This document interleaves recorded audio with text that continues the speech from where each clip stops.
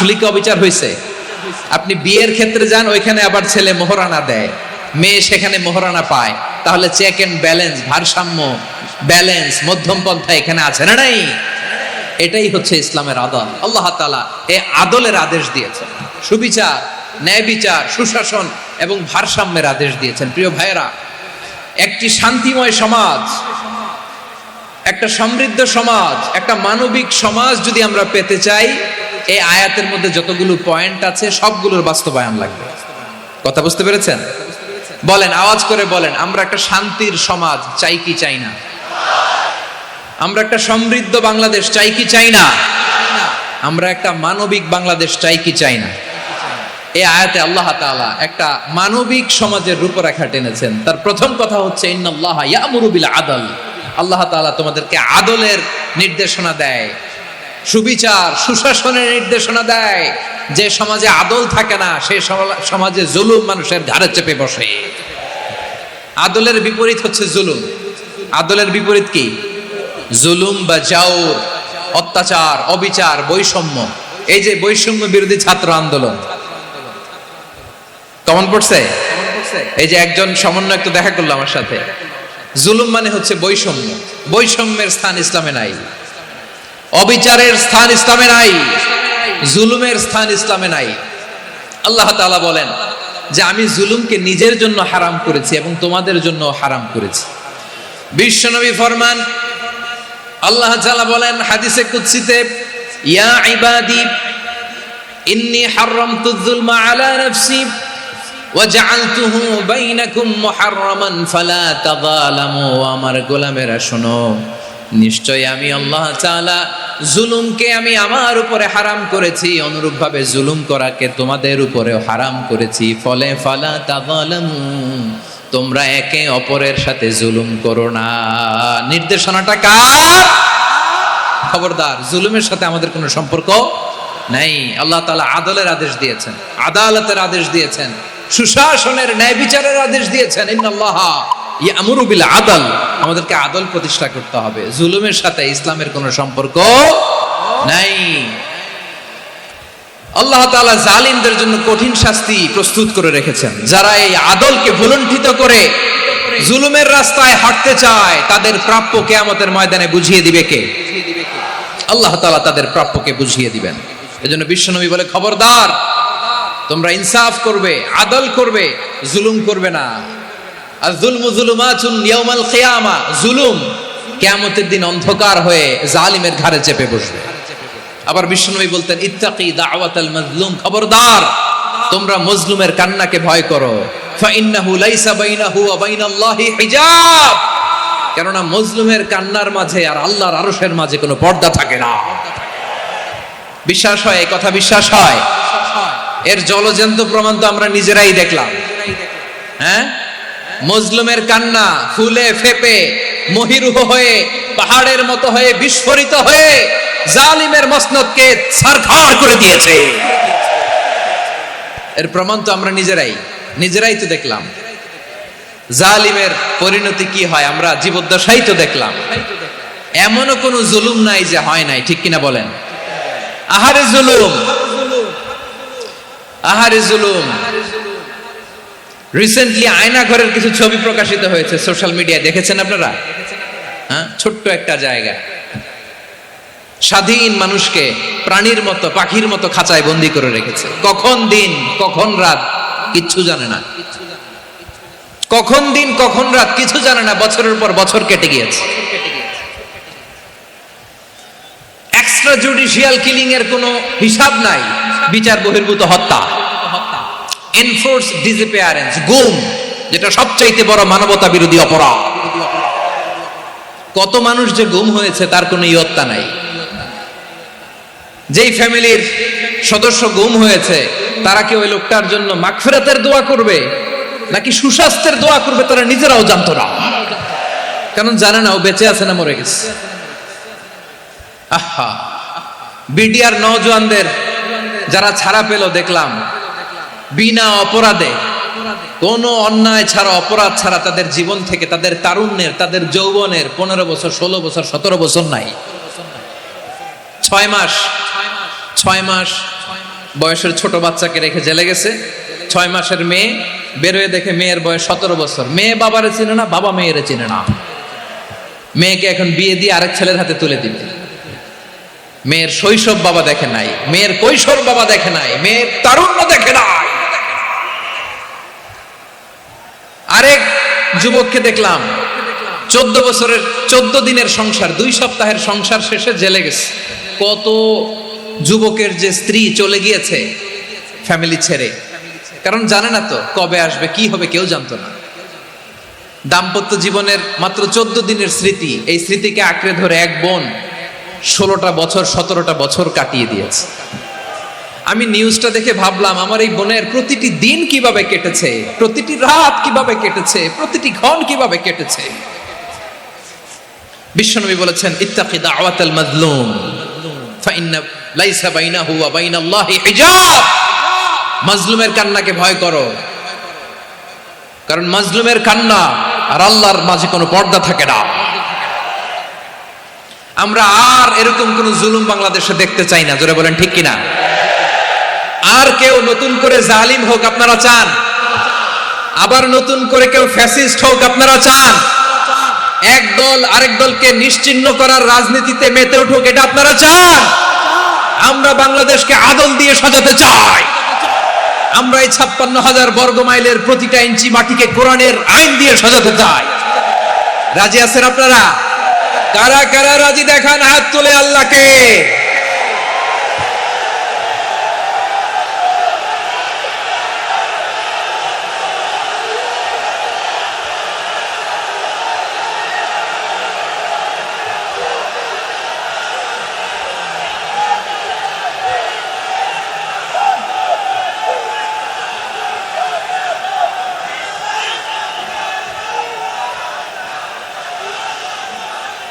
বসুন আমার প্রিয় বীর চট্টলার তৌহিদি মুসলমান, আমরা আর নতুন করে কেউ জালিম হোক এটা চাই না, নতুন করে আবার কেউ ফ্যাসিস্ট হোক আমরা চাই না, এক দল আরেক দলকে নিশ্চিহ্ন করার রাজনীতি করুক আমরা চাই না।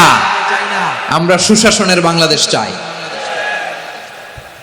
আমরা মানবিক বাংলাদেশ চাই, আমরা একটা সমৃদ্ধ বাংলাদেশ চাই, আমরা বিশ্বের বুকে সম্মান নিয়ে মাথা উঁচু করে দাঁড়াতে চাই, ঠিক কিনা বলেন? আল্লাহ বললেন, এটা যদি তোমরা চাও, একটা সমৃদ্ধ সমাজ যদি বিনির্মাণ করতে চাও, মানবিক সমাজ যদি বিনির্মাণ করতে চাও, আমি তোমাদেরকে সেজন্য প্রথমে আদালতের নির্দেশ দিলাম। ইন্নাল্লাহা ইয়া'মুরু বিল আদল, নিশ্চয় আল্লাহ তাআলা তোমাদেরকে ন্যায় বিচার সুশাসন এটার আদেশ দেন। সুবহানাল্লাহ।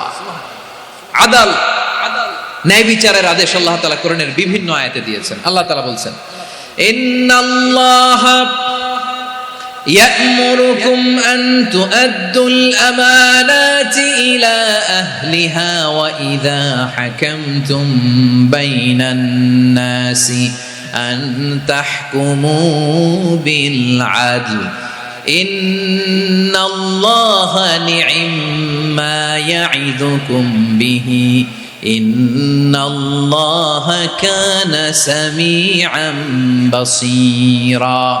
আল্লাহ তাআলা বললেন, আল্লাহ আদেশ দিচ্ছেন, যে ব্যক্তি আমানতের হকদার তার হাতে তোমরা আমানত পৌঁছে দাও, আর যখন তোমরা বিচার কার্য করবে, বিচার ফয়সালা করবে, আদালতের সাথে করো। সুবহানাল্লাহ বলেন।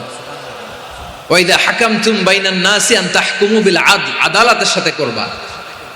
আল্লাহ তাআলা বলেন, যারা জাজ হবে, বিচারক হবে, তাদের যদি বাদী বিবাদীর কারো সাথে শত্রুতা থাকে, কারো সাথে যদি কোনো ধরনের রেষারেষি থাকে, আল্লাহ বলেন বিচার কার্য করতে যে ওই শত্রুতা রেষারেষির কারণে আদালতের বাইরে যে অবিচার করে বিচার করো না। ওয়ালা ইয়াজরিমান্নাকুম শানাআনু কওমিন আলা আল্লা তা'দিলু ই'দিলু হুয়া আকরাবু লিত্তাকওয়া ওয়াত্তাকুল্লাহা ইন্নাল্লাহা খাবীরুম বিমা তা'মালুন। খবরদার কোন জাতির প্রতি কোন গোষ্ঠীর প্রতি, কোন গোত্রের প্রতি আক্রোশ যেন তোমাদেরকে ন্যায় বিচার থেকে দূরে সরিয়ে না দেয়, বরং আমি আল্লাহর আদেশ হলো ইদিলু, তোমরা আদল করো, ন্যায় বিচার করো, সুবিচার করো, সুশাসন প্রতিষ্ঠা করো। হুয়া আকরাবু লিত্তাকওয়া, এটাই তাকওয়ার সবচেয়ে কাছাকাছি। সুবহানাল্লাহ বলেন। কোরআনের বিভিন্ন আয়াতে আল্লাহ তাআলা স্পেসিফিকলি ধরে ধরে বিচার করার সময় আমরা যেন আদল করি সেটা বলেছেন। কোরআনের কোন কোন জায়গায় আল্লাহ তাআলা এই আল আদল শব্দটা ব্যবহার করেছেন। আবার একই জিনিস ইনসাফ, সুবিচার, সুশাসন, ন্যায় বিচার, ন্যায় পরায়ণতা বুঝাতে আল্লাহ তাআলা কখনো কখনো আল কিসত শব্দটা ব্যবহার করেছেন। আওয়াজ করে সবাই বলুন আল কিসত। প্রিয় ভাইরা, সবাই আওয়াজ করে আমার সাথে সাথে বলুন আল কিসত। আল্লাহ তাআলা বলেন ওয়া ইন হাকামতা ফাহকুম বাইনাহুম বিল কিসতি ইন্নাল্লাহা ইউহিব্বুল মুকসিতিন। যখন তুমি বিচার করবে, বিশ্বনবীকে উদ্দেশ্য করে অ্যাড্রেস করে বললেন, নবী হ্যাঁ, ইহুদিরা কোনো বিষয়ে মীমাংসার জন্য যদি আপনার দরবারে আসে, যদি বিচার করতে হয়, খবরদার অবিচার করবেন না। ফয়সালা যেটা করবেন কিসতের সাথে করবেন, ন্যায় পরায়ণতার সাথে করবেন, কারণ ইন্নাল্লাহা ইউহিব্বুল মুকসিতিন, নিশ্চয় আল্লাহ রাব্বুল ইজ্জাত ন্যায় পরায়ণশীলদেরকে বড্ড ভালোবাসেন। সুবহানাল্লাহ বলেন। ন্যায় পরায়ণ লোকদেরকে আল্লাহ তাআলা বড্ড ভালোবাসেন। অন্য আয়াতে আল্লাহ তাআলা বলছেন وَنَضَعُ الْمَوَازِينَ الْقِسْطَ لِيَوْمِ الْقِيَامَةِ فَلَا تُظْلَمُ نَفْسٌ شَيْئًا। আমি কিয়ামতের দিন ন্যায় পরায়ণতার মানদণ্ড স্থাপন করব, যেটাকে আমরা মিজানের পাল্লা বলি। আল্লাহ বলেন ন্যায় বিচারের মানদণ্ড কিয়ামতের ময়দানে আমি আল্লাহ স্থাপন করব। সেদিন কারো প্রতি বিন্দু পরিমাণ, এক চুল পরিমাণ অবিচার করা হবে না, কোনো অবিচার করা হবে না। সেদিন সুশাসন হবে, সুবিচার হবে, ন্যায় পরায়ণতার সাথে বিচার হবে। আওয়াজ করে পড়েন আল্লাহু আকবার। তাহলে প্রিয় ভাইরা, যে তিনটি বিষয়ে আল্লাহ তাআলা আমাদেরকে আদেশ দিয়েছেন, তার প্রথমটা হচ্ছে আদালত, ইনসাফ, সুবিচার, ন্যায় বিচার। এটা আমরা চাই কি চাই না? বিশ্বনবী ন্যায় বিচার, ন্যায় পরায়ণতা, সুশাসন প্রতিষ্ঠিত করেন কি করেন নাই? আপনারা বিশ্বনবীর সিরাত যারা পড়েছেন, আপনি দেখবেন বিশ্বনবীর সিরাতের পরতে পরতে, বাঁকে বাঁকে, সিরাতের বাঁকে বাঁকে এই আদালতের নমুনা মেলে। সুবহানাল্লাহ বলেন। ছোট্ট একটা নমুনা রাসূল সাল্লাল্লাহু আলাইহি ওয়াসাল্লামের সিরা আল আতরা থেকে ছোট্ট একটা নমুনা আপনাদের খেদমতে এখানে উপস্থাপন করি। বিশ্বনবী সাল্লাল্লাহু আলাইহি ওয়াসাল্লাম মক্কা বিজয় করলেন ৮ম হিজরিতে। মক্কা বিজয় শেষে তিনি কয়েক সপ্তাহ মক্কাতে অবস্থান করলেন। ইন দ্য মিন টাইম মক্কার একটা ভেরি প্রেস্টিজিয়াস এন্ড ডিগনিফাইড ফ্যামিলির নারী চুরিতে ধরা পড়ল। কিসে ধরা পড়ল? সবাই বলেন কিসে? আমাদের সমাজে আসেনি এটা? আছে? ছোট না বড়? হ্যাঁ, হিসাব করে শেষ করা যায় না। ৩.৫ লাখ কোটি টাকা নাই উন্নয়ন প্রকল্পের নামে। উন্নয়ন প্রকল্পের নামে ৩.৫ লাখ কোটি টাকা নাই। ৩.৫ লাখ কোটি টাকা লিখতে পারবেন আপনি? একটানা লিখতে পারবেন? বুঝতেছেন কত বড় সংখ্যা? হ্যাঁ, বনু মাখজুমিয়া গোত্রের এক নারী মক্কায় চুরিতে ধরা পড়ল। বলেন তো চুরি করলে বিধান কি? কি কাটতে হবে? চুরির বিধান হলো হাত কেটে দাও। দাও সেটা গোপনে নয়, প্রকাশ্যে জনসম্মুখে হাত কেটে দাও। বনু মাখজুমিয়া গোত্রের নারী যখন চুরিতে ধরা পড়লো, সাহাবারা চিন্তায় পড়ে গেলেন। সবেমাত্র মক্কার লোকেরা কালিমা পড়ে মুসলমান হয়েছে, ইসলামের আইন কানুন তেমন জানে না, ইসলামী শরিয়ার সাথে বেশি পরিচিত নয়। এখনই যদি বিশ্বনবী চুরির যেই বিধান এটা যদি কায়েম করে হাত যদি কেটে দেয়, না জানি মক্কার লোকেরা আবার বিগড়ে যায়, না জানি মক্কার লোকেরা আবার মুরতাদ হয়ে যায়, না জানি মক্কার লোকেরা ইসলাম থেকে দূরে সরে যায়। চলো চলো সাহাবীরা মিলে পরামর্শ করলেন, চলো বিশ্বনবীর কাছে যে বলি, ও নবী, শুধু কেবলমাত্র একমাত্র এই নারীর জন্য চুরির হাত কাটার বিধানটা আপনি একটু থামিয়ে দেন। চুরির হাত কাটার যে বিধান এখানে একটু রহিত করে দেন, বাকিগুলা কইরেন মদিনাতে যে চলবে, কিন্তু মক্কায় এবারের জন্য মাফ করে দেন। কিন্তু কে বলবে? এই যে পরামর্শ, সাজেশন, এটা কে দিবে বিশ্বনবীর কাছে? সাহাবারা চিন্তায় পড়ে গেলেন। আল্লাহর নবীর সামনে দাঁড়িয়ে আল্লাহর দেয়া হুদুদ, আল্লাহর দেয়া বিধান থামিয়ে দেওয়া, মাফ করে দেওয়া, এই কথা বিশ্বনবীর সামনে বলার সাহস তো কেউ রাখে না। কেউ কেউ বলল বিশ্বনবীর পালক পুত্র যায়েদ বিন হারেসার সন্তান উসামারে বিশ্বনবী নাতির মতো আদর করে, বড্ড বেশি ভালোবাসে উসামারে। এজন্য সাহাবারা উসামাকে বলতো হিব্বু রাসূলিল্লাহ, বিশ্বনবীর ভালোবাসা। কি বলতো? সাহাবীরা বললেন বিশ্বনবীর ভালোবাসা হিব্বু রাসূলিল্লাহ, উসামারে পাঠাও। উসামারে বিশ্বনবী নাতির মতো স্নেহ করে, মায়া করে, ভালোবাসে। আমরা পারবো না, উসামা পারবে।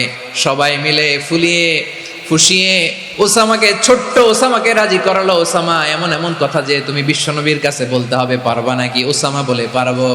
সাইয়েদনা ওসামা রাদিয়াল্লাহু তাআলা আনহু তরুণ সাহাবী বিশ্বনবীর কাছে গেলেন, যে বললেন নবী, বনু মাখজুমিয়া গোত্রের এক নারী চুরিতে ধরা পড়েছে, এবারের জন্য কি এই মহিলাটারে মাফ করে দিলে হয় না? এবারের জন্য একটু ক্ষমা করা যায় না নবী? বিশ্বনবী বলেন আতাশফাউ ফি হাদ্দিম মিন হুদুদিল্লাহ, তোমার এত বড় সাহস উসামা, তুমি আল্লাহর হাদ, আল্লাহর দেয়া বিধান, এটার ব্যাপারে সুপারিশ করতে এসেছো? তোমরা কি জানো তোমাদের আগে যত কওম, যত গোত্র, যত জনপদ ধ্বংস হয়েছে তার কারণ ছিল তাদের মধ্যে গরিবরা অন্যায় করলে তারা বিচার করত, আর ধনীরা অন্যায় করলে তারা মাফ করে দিত। খবরদার! ওয়া আইমুল্লাহ লাউ আন্না ফাতিমাতা বিনতি মুহাম্মাদিন সারাকাত লাকাতা মুহাম্মাদুন ইয়াদাহা। বিশ্বনবী বললেন, ওরে ওসামা, বানু মাখজুমিয়ার ওই প্রেস্টিজিয়াস এন্ড ডিগনিফাইড ফ্যামিলির মেয়ে তো দূর কি বাত, অনেক দূরের কথা। জেনে রেখো ওসামা, আমার কলিজার টুকরা নয়নের পুটুলি ফাতেমাও যদি মক্কার জমিনে আজকে এই চুরির দায়ে ধরা পড়তো, আমি বিশ্বনবী মুহাম্মাদুর রাসূলুল্লাহ ধরে ফাতেমার ডান হাতটা কেটে দিতে এক বিলম্ব দেরি করতাম না। ইন্নাল্লাহা ইয়া'মুরু বিল আদল, আমাদেরকে জাস্টিস শিখায়। পশ্চিমারা আমাদেরকে ইনসাফ শিখায়, আমাদেরকে সুশাসন শিখায়। আর ইনসাফ, সুশাসন, ন্যায় বিচার, সুবিচার, জাস্টিস কারে বলে বিশ্বনবীর বায়োগ্রাফি থেকে জেনে নাও। এই ছিল বিষ্ণু ইসা ইসলামের আদালতের নমুনা। আপনি যদি সাইয়েদনা ওমর ফারুকের জীবনের দিকে তাকান, এমন কঠোর, এমন বীর সেনানী ছিলেন। সাইয়েদনা ওমর ফারুক যদি রাস্তার এই মাথা দিয়ে হাঁটা শুরু করতেন, শয়তান ওমর ফারুককে দেখলে ওই রাস্তা রেখে দিয়ে অন্য রাস্তা দিয়ে হাঁটতো। সুবহানাল্লাহ। ওমর ফারুক রাদিয়াল্লাহু তাআলা আনহু কি পার্সোনালিটি ছিল, কি পার্সোনালিটি! আমাদের এলাকায় ছোট বাচ্চারা রাতে ভাত খেতে চায় না, আমার মেয়েটাও খেতে চায় না। এই এটা দিব, ওইটা দিব, আজকে মাহফিলে আসার সময় বলে দিছে লিস্ট করে এটা এটা আনতে হবে। তো ছোট্ট বাচ্চাদের অনেক বায়না থাকে, ওরা রাতে খেতে চায় না। তো মায়েরা বিভিন্ন ভয় দেখায়, এই বাঘ আসবে, বাঘ আসবে খাও, এই ভূত আসবে, ভূত আসবে খাও। আপনারা কি বলেন চট্টগ্রামে? কি আসবে? হ্যাঁ, ভূত, ভূত, ভূত আসবে, বাঘ আসবে, খাও খাও খাও, তাড়াতাড়ি খাও। তো বাচ্চারা এগুলো শুনে ভয়ে খেতে শুরু করে। মদিনার জমিনেও একই ঘটনা ঘটতো। মদিনার ছোট্ট ছোট্ট সোনামণিরা খেতে চাইতো না। তো মায়েরা বলতো, হা হুয়া ইয়াতি উমর, হা হুয়া ইয়াতি উমর, ওই যে ওমর আসতেছে, উমর। ওমরে ফারুকের কথা শুনলে বাচ্চারা একেবারে ঠান্ডা। সুবহানাল্লাহ পড়বেন না? প্রভু তুমি বলেছ রাসূল দেবে না, বলনি দেবে না ওমর, বলনি দেবে না হামজা তারিক, খালিদ বিজয় সমর। প্রভু তুমি বলেছ রাসূল দেবে না, বলনি দেবে না ওমর, বলনি দেবে না হামজা তারিক, খালিদ বিজয় সমর। প্রভু তুমি বলেছ রাসূল দেবে না। আল্লাহু আকবার। ওমর ফারুক রাদিয়াল্লাহু তাআলা আনহু, ওনার কথা শুনলে গায়ের মধ্যে গুজবাম হয়, গায়ের পশমগুলো দাঁড়িয়ে যায়। সুবহানাল্লাহ বলেন। কি পার্সোনালিটি ছিল, কি ব্যক্তিত্ব ছিল! মুনাফিকরা ওমর ফারুককে জমের মতো ভয় পেত। শয়তান, খুদ শয়তান এই রাস্তা দিয়ে আসলে শয়তান অন্য রাস্তা দিয়ে হাঁটতো। ওমর ফারুক রাদিয়াল্লাহু তাআলা আনহুর জীবনে যদি দেখেন, তাহলে সেখানে আপনি আদালতের, ইনসাফের, সুশাসনের, জাস্টিসের নমুনা দেখতে পাবেন। কয়টা শুনবেন? সাইয়েদনা ওমর ফারুকের রাদিয়াল্লাহু তাআলা আনহুর সন্তান আব্দুর রহমান মিশরে মদ খেয়ে মদ্যপ অবস্থায় ধরা পড়েছে। মদ খাওয়ার কারণে, মদ যদি কেউ পান করে আর যদি প্রমাণিত হয়, তার বিচার হলো 80 বেত। আওয়াজ করে বলেন কয় বেত? বাংলাদেশেও তো এই আইন আছে নাকি? বাংলাদেশে আছে? হ্যাঁ, মদ খাইলে 80 বেত, এই আইন বাংলাদেশে চালু হোক। আমরা চাই কি চাই না? চাই সবাই। এজন্যই তো ইসলাম ভাল লাগে না। ইসলামকে ভাল লাগে না। ইসলামকে আউট করে রাখতে পারলেই তো এরকম বড় বড় বোতল খাওয়া যায়। একেবারে সহজ, পানির মতো সহজ হিসাব, একেবারে সহজ। ওমরে ফারুক রাদিয়াল্লাহু তাআলা আনহুর ছেলে ভুল করে মদ পান করে ফেলেছিলেন। আব্দুর রহমান, ঘটনা ঘটেছে মিশরে। মিশরের গভর্নর তখন আমর ইবনে আস রাদিয়াল্লাহু তাআলা আনহু। আব্দুর রহমানের ভাই যে গভর্নরকে বলল, গভর্নর যদি একটু দয়া করেন, খলিফার ছেলে আমার ভাই আব্দুর রহমান মদ্যপ অবস্থায় ধরা পড়েছে, জনসম্মুখে যদি আপনি বেত্রাঘাত করেন আমাদের প্রেস্টিজ থাকে না, যদি 80 বেত আপনি মারেন আমার কোনো কথা নাই, কিন্তু ঘরের ভেতরে মারেন। আব্দুর রহমানের ভাইয়ের সুপারিশ শুনে সাইয়েদনা আমর ইবনে আস রাদিয়াল্লাহু তাআলা আনহু রাজি হয়ে গেলেন। ঘরের ভেতরে লোক চক্ষুর আড়ালে 80 বেত তিনি মানলেন। কিন্তু ঘটনাক্রমে এই কথা লুকিয়ে লুকিয়ে ঘরের ভেতরে 80 বেত মারার কথা সাইয়েদনা ওমর ফারুক মদিনা থেকে জানতে পারলেন। মদিনা থেকে তিনি ফরমান জারি করলেন, এই বিচার যেমনটি আমর ইবনে আস আদায় করেছে, এটা প্রকৃতপক্ষে আদায় হয় নাই। আসো সবাই মদিনায় আসো, আমর ইবনে আস মদিনায় আসো, আব্দুর রহমানও আসো, সবাই আসো, জনসম্মুখে এই বিচার কার্যকর করতে হবে। সাইয়েদনা ওমর ফারুক মসজিদে নববীর পিলারের মধ্যে নিজের ছেলেকে বাঁধলেন, আবার জনসম্মুখে 80টা বেত তার গায়ের মধ্যে মারলেন। মাজমুয়ে ফাতাওয়া ইবনে তাইমিয়া রাহিমাহুল্লাহ উনি এটা নকল করেছেন। এটা সবচেয়ে বিশুদ্ধ মত। আরো অনেক মত আছে, মারা গেছে কবরের উপর, ওগুলো বাদে দিলাম। কেমন খলিফা ছিলেন, কেমন খলিফা! পশ্চিমারা তোমরা জাস্টিস আমাদেরকে শেখাও, ইনসাফ কারে বলে, সুশাসন আমাদেরকে তোমরা শেখাও।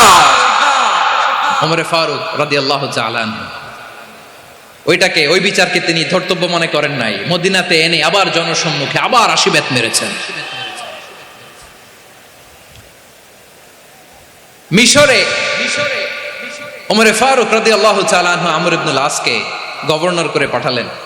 সেখানে আমর ইবনে আসের ছেলে একটা প্রতিযোগিতায় রানার আপ হয়েছে। এক মিশরি সেখানে চ্যাম্পিয়ন হয়েছে। রানার আপ বুঝতে পেরেছেন তো? রানার আপ সেকেন্ড হয়েছে, এক মিশরি হয়েছে চ্যাম্পিয়ন প্রথম। কিন্তু গভর্নরের ছেলে ও জিততে পারে নাই। ও রাগে ওই মিশরির গায়ের মধ্যে কয়েকটা লাঠি দিয়ে বাড়ি মেরেছে।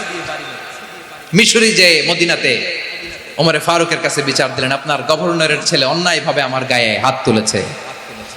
সাইয়েদনা ওমর ফারুক আবার ফরমান জারি করলেন, আসো মদিনাতে আসো। মিশরীকে ডাকলেন।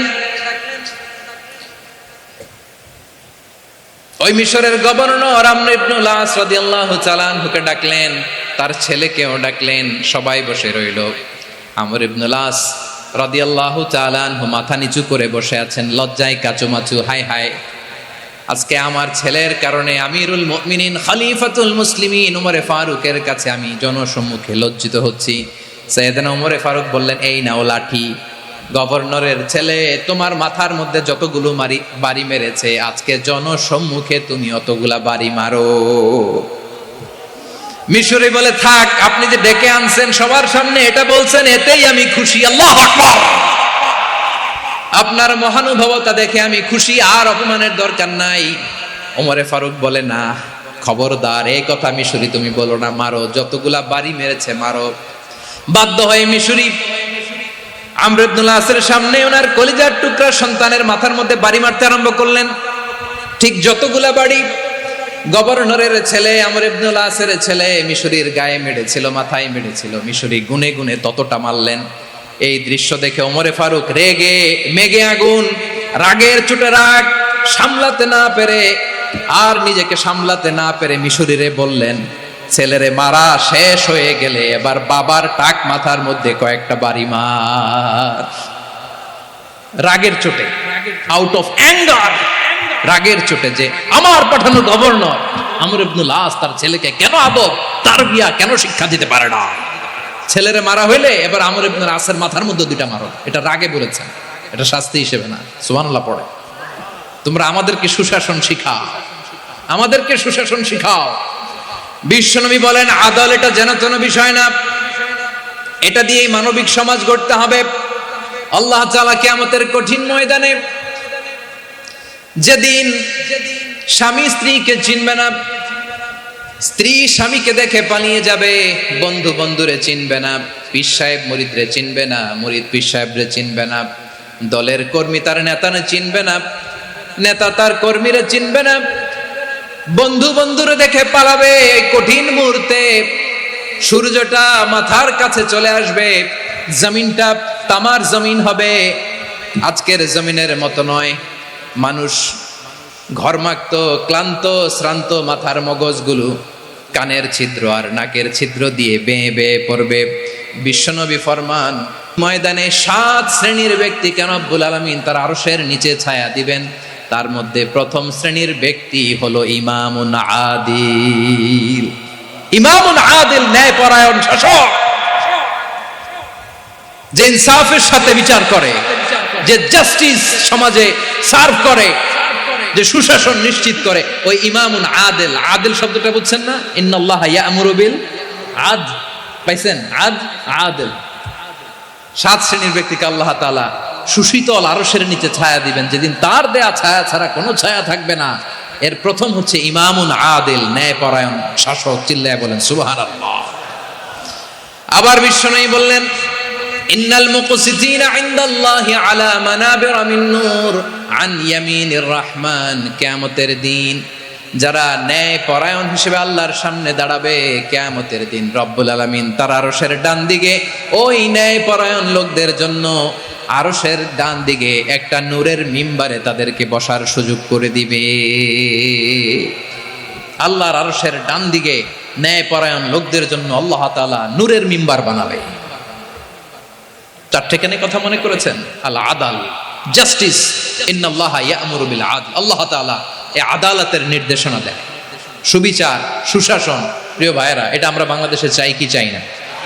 এই যে অরাজকতা, এই যে অন্যায়, এই যে জুলুম, এই যে ইনকনসিস্টেন্সি সমাজের অসঙ্গতির প্রধান কারণ জাস্টিস নাই, সুবিচার নাই, সুশাসন নাই। শেষবারের মতো আওয়াজ করে বলেন তো, আমরা বাংলাদেশে আদল চাই কি চাই না? তাহলে প্রথম নির্দেশনা শেষ। আল্লাহ তাআলা তোমাদেরকে আদলের আদেশ দেন। এরপরে আল্লাহ বললেন আমি তোমাদেরকে ইহসানের আদেশ দেই। ইন্নাল্লাহা ইয়া'মুরু বিল আদলি ওয়াল ইহসান।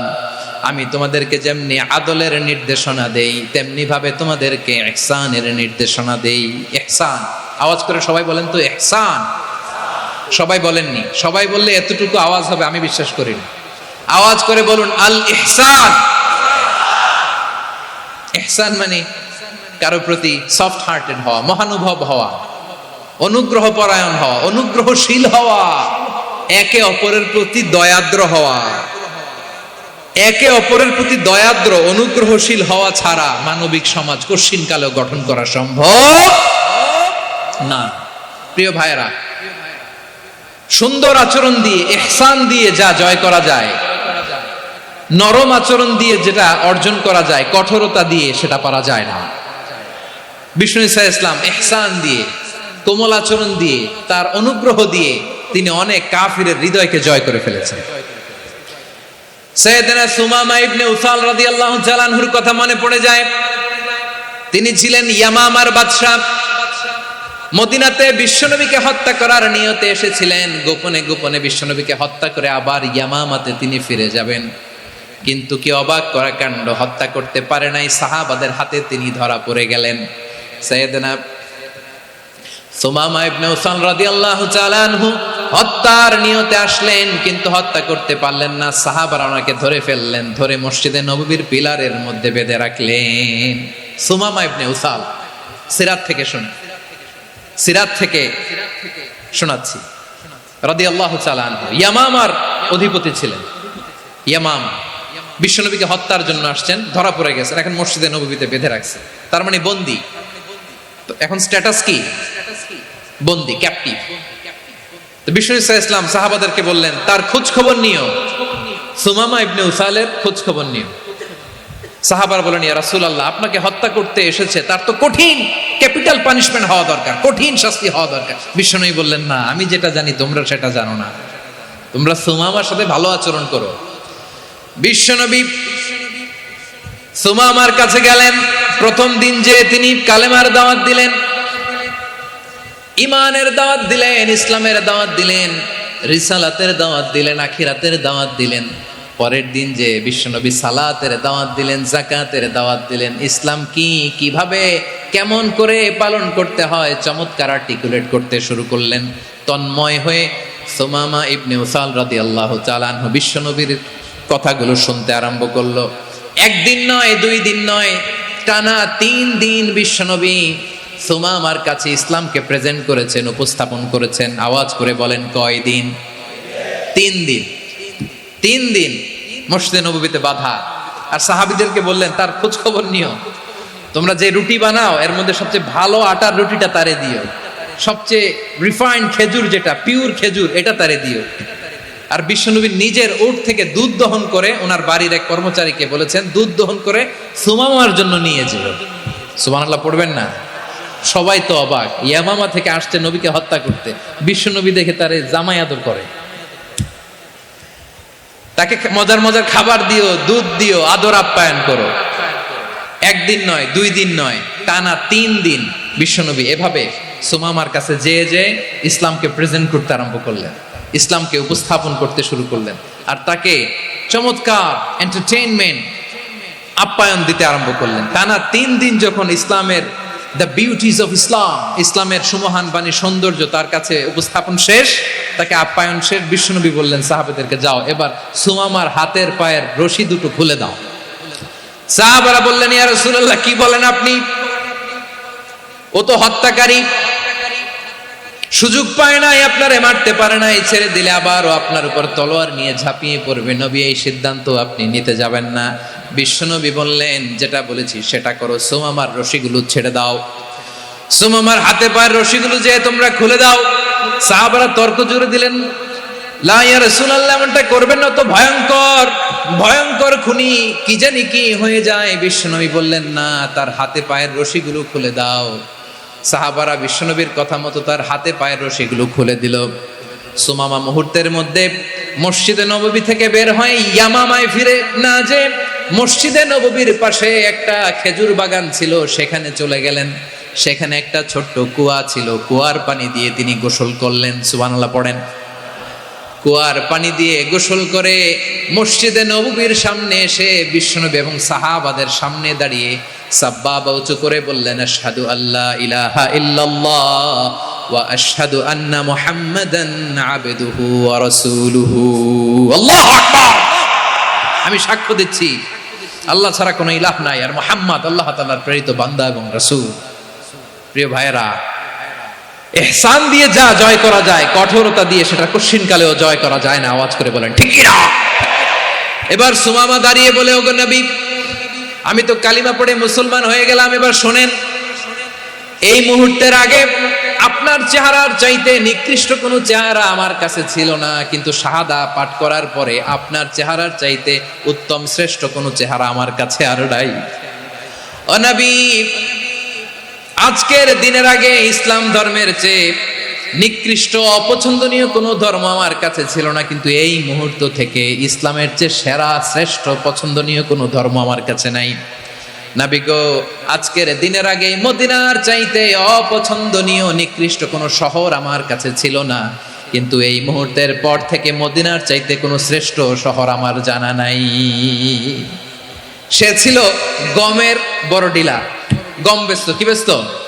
তার গম কিনে মক্কার লোকেরা রুটি খাইতো। সে ঘোষণা দিল, আজকে থেকে মক্কাবাসীদের জন্য সব গম আমি হারাম করে দিলাম, মক্কাবাসী এখন না খেয়ে মরে।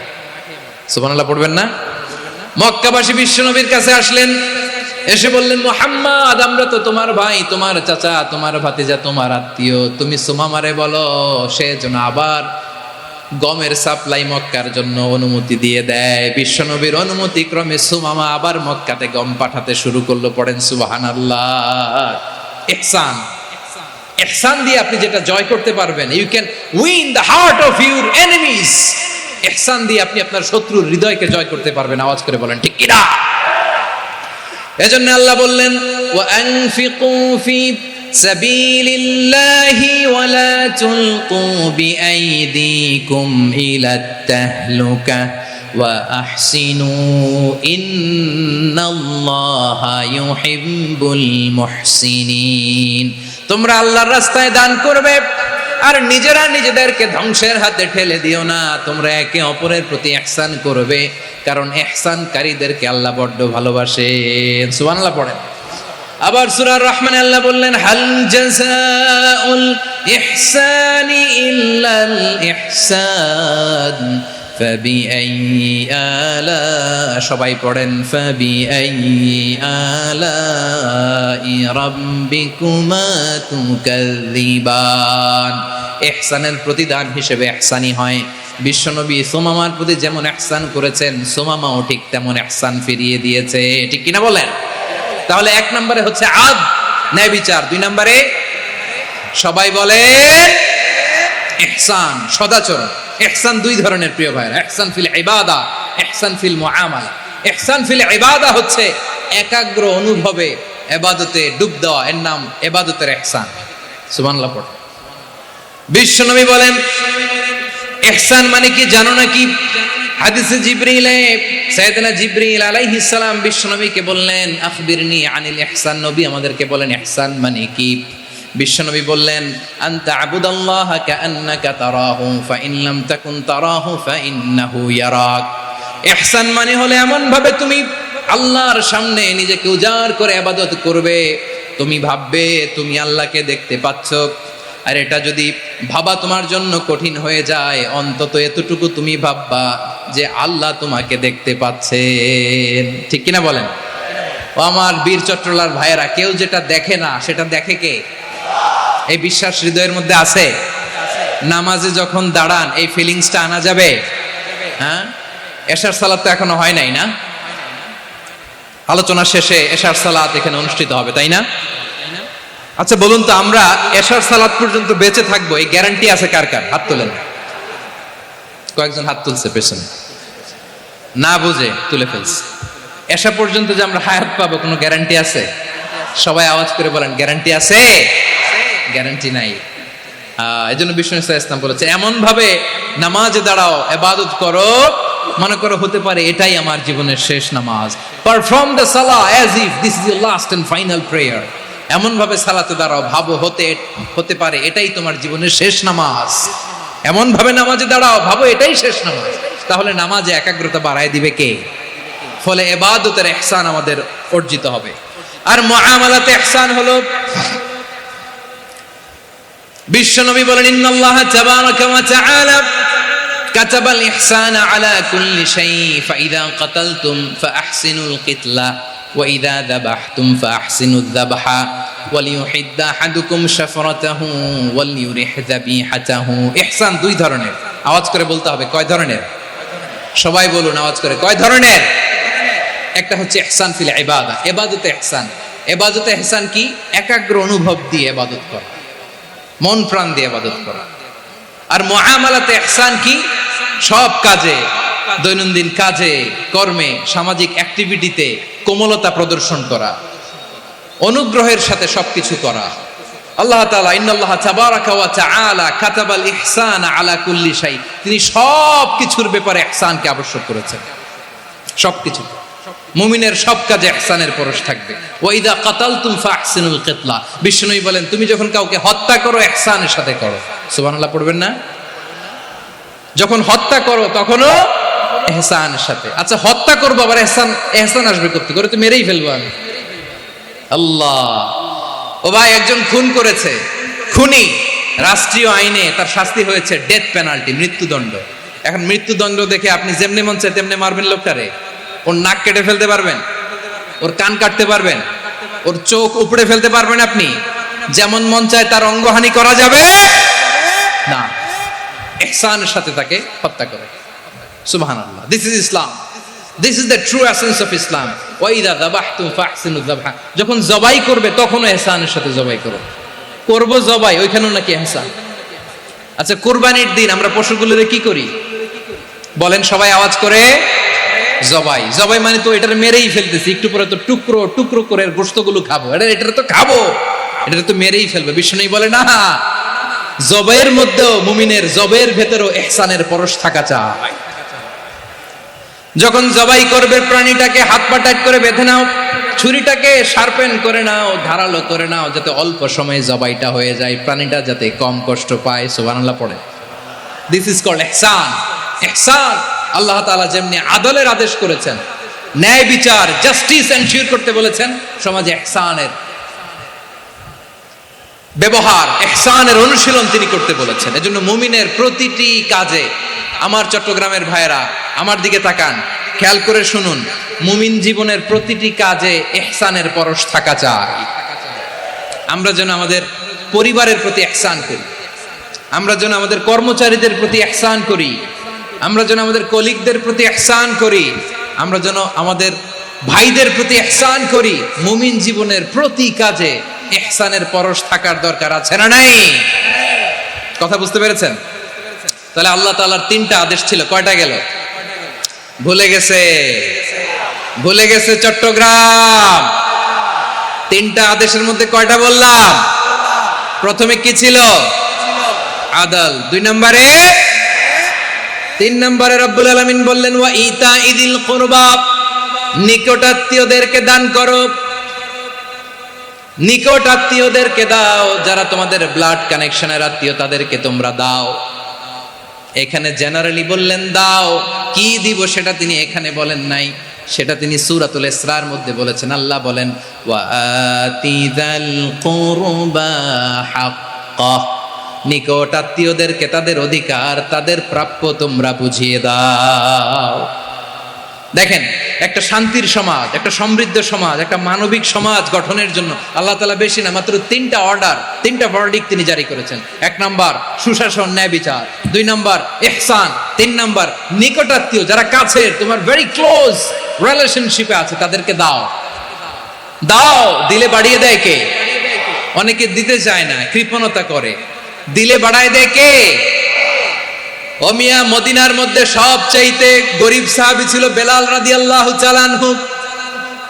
ওনার এন্টায়ার অ্যাসেট, সম্পদের পরিমাণ কতদূর জানেন? একটা লুঙ্গি। বেলাল রাদিয়াল্লাহু তাআলা আনহু, ওনার টোটাল ওয়েলথের এস্টিমেশন হচ্ছে মাত্র একটা লুঙ্গি। একটা লুঙ্গি, টোটাল ওয়েলথ এস্টিমেশন, টোটাল সম্পদের পরিমাণ বেলাল রাদিয়াল্লাহু তাআলা আনহুর কি ছিল? কথা বোঝে নাই বোধহয়, কি ছিল? ওই বেলাল রাদিয়াল্লাহু তাআলা আনহুকে বিষ্ণু ইসলাম বলেছেন আনফিক ইয়া বেলাল, ও বেলাল তুমিও দাও। ওয়ালা তাখশা মিন যিল আরশি ইখলালা, আরশের অধিপতির তো কোনো ঘাটতি নাই, তুমি দিলে ওই আল্লাহ তোমারে বাড়ায় দিবে। এজন্য আমার প্রিয় ভাইয়েরা, দিলে কমে না, দিলে বাড়ে। অনেকে ধরে রাখে, নতুন কিছু নিতে পারে না, হাত দিয়ে যেটা ধরে রেখেছেন এটা দিয়ে দেন, বড় একটা ধরার সুযোগ পাবেন। জোরে বলেন ঠিক কিনা? ধরেন 5 কেজি ওজনের একটা ধরে রাখছেন, এখন 10, এটা না ছাড়লে 10 কেজি ধরতে পারবেন আপনি? আচ্ছা, 10 কেজির জিনিস একটা আছে হাতে, ওইটা যদি ছেড়ে দেন তাহলেই না 15 কেজি ধরতে পারবেন। কথা বলেন ঠিক কিনা? তাহলে দিলে বাড়িয়ে দেয় কে? রব্বুল আলামিন বললেন 3 নাম্বার আদেশ হলো তোমাদের প্রতি সমাজটারে কেমন করে মানবিক সমাজ, সুন্দর সমাজ গড়বা। 3 নাম্বার আদেশ হলো ওয়া আতিদাল কুরবা হাক্কা, নিকটাত্মীয়দেরকে তাদের প্রাপ্য বুঝিয়ে দাও। এই নিকটাত্মীয়দেরকে তাদের অধিকার বুঝিয়ে দেওয়া, প্রাপ্য বুঝিয়ে দেওয়াতে আমাদের গাফলতি আছে না নাই? চট্টগ্রামে নাই? মাশাআল্লাহ আছে, আছে। অনেকে দেখবেন অনেক আল্লাহওয়ালা, তাহাজ্জুদ গুজার, সেজদা দিতে দিতে কপালে কালো দাগ ফেলে দিছে, সে তার বোনের হকটা আদায় করে নাই। আছে না নাই? হ্যাঁ, এখানেও আছে। সর্বনাশ। অনেক বড় হাজী সাহেব, বিশাল লম্বা দাড়ি, ছেলেরে সব দিয়ে দিছে, মেয়েরে কিছু দেয় নাই, মেয়ের হক আদায় করে নাই। আছে না নাই? এই হাজী সাহেবেরা এই আল্লাহ ওয়ালারা কিয়ামতের ময়দানে আটকে যাবে। আপনি অন্যের অধিকার নষ্ট করেছেন, তাদের রাইটস কে ভায়োলেট করেছেন। এজন্য আল্লাহ তাআলা বলেন, কারো অধিকার যদি কেউ নষ্ট করে, ওই সমাজটা মানবিক সমাজ কঠিনকালেও হতে পারে না। এজন্য 3 নম্বর আল্লাহ বললেন, ওয়া ইতা ইদিল কুরবা, নিকটাত্মীয়দেরকে দাও। কি দিবা? তাদের অধিকার দিয়ে দাও। বোনের অধিকার বুঝিয়ে দাও, মেয়ের অধিকার বুঝিয়ে দাও, ফুফুর অধিকার বুঝিয়ে দাও। দেখবেন অনেক মায়েরা ছেলের পাতে মুরগির রান দেয়, মেয়ের পাতে দেয় মুরগির ঠ্যাং। এরকম আছে না নাই? হ্যাঁ, ছেলেরা কি দেয়? মুরগির। মেয়ের পাতে কি দেয়? তো মেয়ের কি মুরগির রান খেতে মনে চায় না? মনে চায় না? এমনটা করা যাবে না। নিকটাত্মীয়দেরকে অধিকার দিয়ে দাও, নিকটাত্মীয়ের সাথে সুসম্পর্ক রাখো। আদেশটা কার? এজন্য প্রিয় ভাইয়েরা, জীবনে যদি বারাকা অর্জন করতে চান, নিকটাত্মীয়দের সাথে সুসম্পর্ক রাখতে হবে, তাদের জন্য উপহার পাঠাতে হবে। বিশ্বনবী বলেন, লা ইয়াদখুলুল জান্নাতা কাতে, যে ব্যক্তি আত্মীয়তার সম্পর্ককে ছিন্ন করে দেয়, সে কঠিনকালেও আল্লাহর জান্নাতে ঢুকবে না। আপনি কি এটারে সহজ হাদিস মনে করছেন? এটা সহজ কথা? আপনি ভাবছেন আপনার নামাজ আপনার বাঁচাতে পারবে, আপনার রোজা বাঁচাতে পারবে, আপনার তাহাজ্জুদ আপনারে বাঁচাতে পারবে? অধিকার নষ্ট করলে কিছুই আপনারে বাঁচাতে পারবে না। এজন্য নিকট আত্মীয়দেরকে দিতে হবে বেশি বেশি। বিশ্বনবী বলেন, ইন্না সাদাকাতা আলাল মিসকিনি সাদাকা ওয়া আলা যির রাহিমি ইসনাতান সাদাকাতুন ওয়া সিলা। মিসকিনরে দান করলে শুধু দানের সওয়াব হয়, নিকট আত্মীয়কে দান করলে দুইটার সওয়াব হয়। সাদাকার সওয়াব হয়, আবার আত্মীয়তার বন্ধন অটুট রাখার সওয়াব হয়ে যায়। আবার বিশ্বনবী বললেন, মান সাররাহু আইয়ুবসাতা লাহু ফি রিজকিহি ওয়া ইউনসা লাহু ফি আসারিহি ফালইয়াসিল রাহিমা। যে ব্যক্তি তার রিজিকের প্রশস্ততা চায় আর হায়াতে বরকত চায়, সে যেন তার আত্মীয়ের সাথে সুসম্পর্ক রাখে। আমার প্রিয় চট্টলার ভাইয়েরা, আমাদের রিজিক বাড়ুক, এটা আমরা চাই কি চাই না? সবাই চান? হ্যাঁ, আমাদের রিজিকে প্রশস্ততা আসুক, চাই কি চাই না? আমাদের হায়াতে বরকত আসুক, আমরা চাই কি চাই না? এই দুইটা যদি চান, তাহলে নিকটাত্মীয়দের সাথে সুসম্পর্ক রাখবেন। পারবেন? তাহলে সমাজটারে মানবিক সমাজ বানায় দিবে কে? 3টা আদেশ চলে গেল। কয়টা? আওয়াজ করে বলেন। 1 নম্বরে কি ছিল? 2 নম্বরে, 3 নম্বরে নিকটাত্মীয়দেরকে দান। আপনাদেরকে আরো শোনার আগ্রহ আছে? আপনাদের মনোযোগ আছে না গেছে? কষ্ট হচ্ছে না? মাশাআল্লাহ, মাশাআল্লাহ। তাকবীর পড়ুন, লিল্লাহি তাকবীর।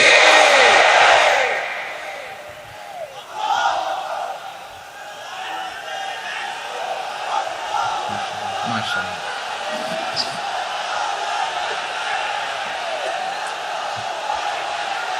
আমার প্রিয় ভাইয়েরা, আল্লাহ তাআলা 3টা জিনিসের যেমনি আদেশ করেছেন, অনুরূপভাবে 3টা বিষয় তিনি বারণ করেছেন, নিষেধ করেছেন। ওগুলোর কাছেও যাওয়া যাবে। শুনবেন। রাব্বুল আলামিন বলেন, ওয়ায়ানহা আনিল ফাহশাই ওয়াল মুনকারি ওয়াল বাগি। আমি যেমনি 3টি বিষয়ে আদেশ করলাম, অনুরূপভাবে 3টি বিষয়ে বারণ করলাম, নিষেধ করলাম। আমার 1 নাম্বার নিষেধাজ্ঞা হলো অশ্লীলতার প্রতি।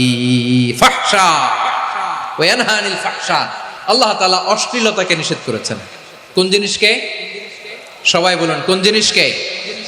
যত ধরনের, যত টাইপের, যত ক্যাটাগরির অশ্লীলতা হতে পারে, সব অশ্লীলতাকে হারাম করেছেন কে? ফাহশা মানে কি?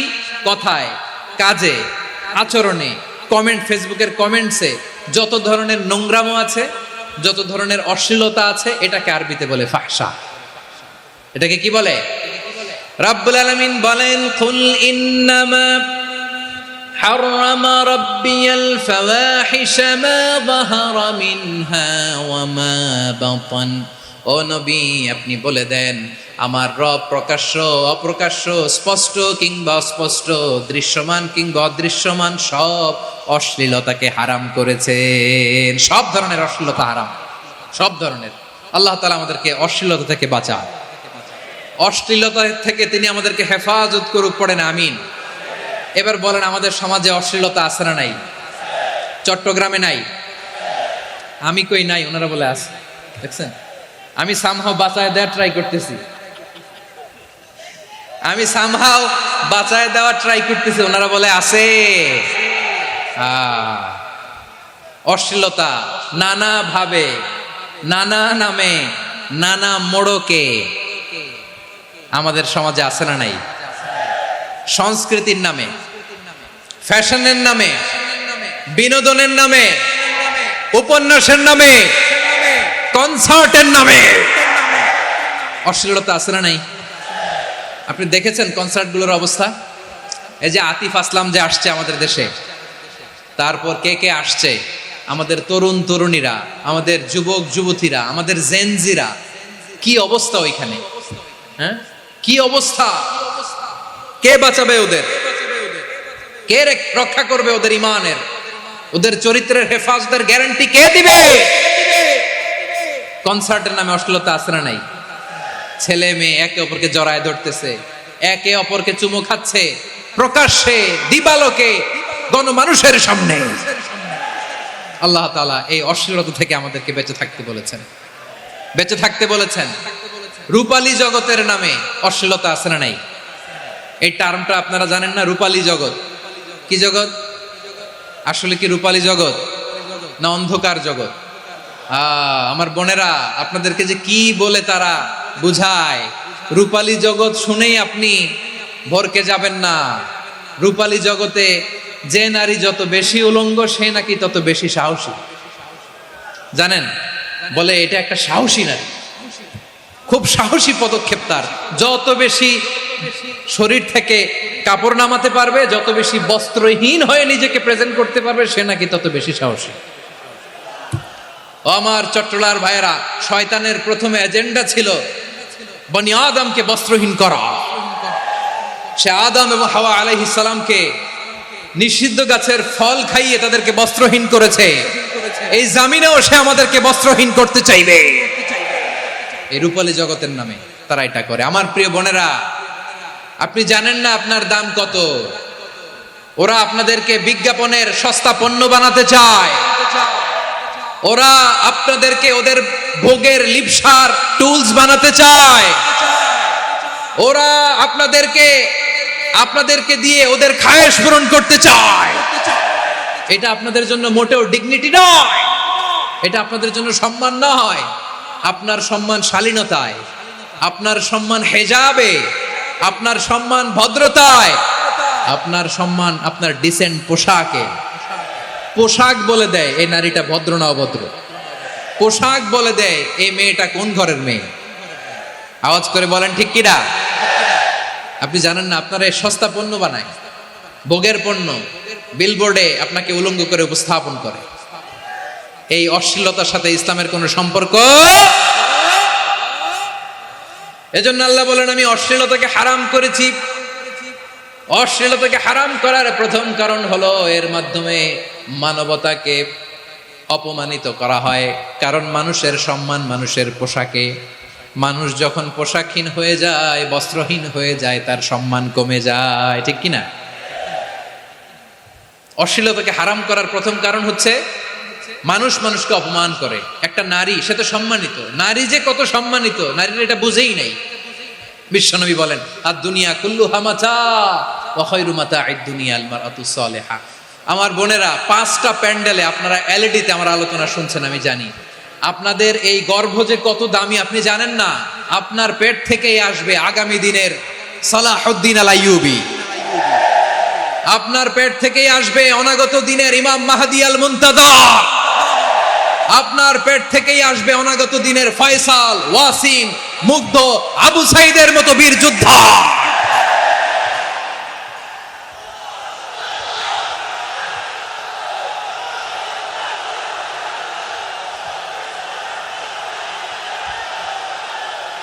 আমার প্রিয় বোনেরা, আমার প্রিয় বোনেরা, বিশ্বনবীর কথার ওজন খেয়াল করেন। আর দুনিয়া কুল্লুহা মাতা ওয়া খায়রু মাতা'আদ দুনিয়া আল মারআতুস সালিহা।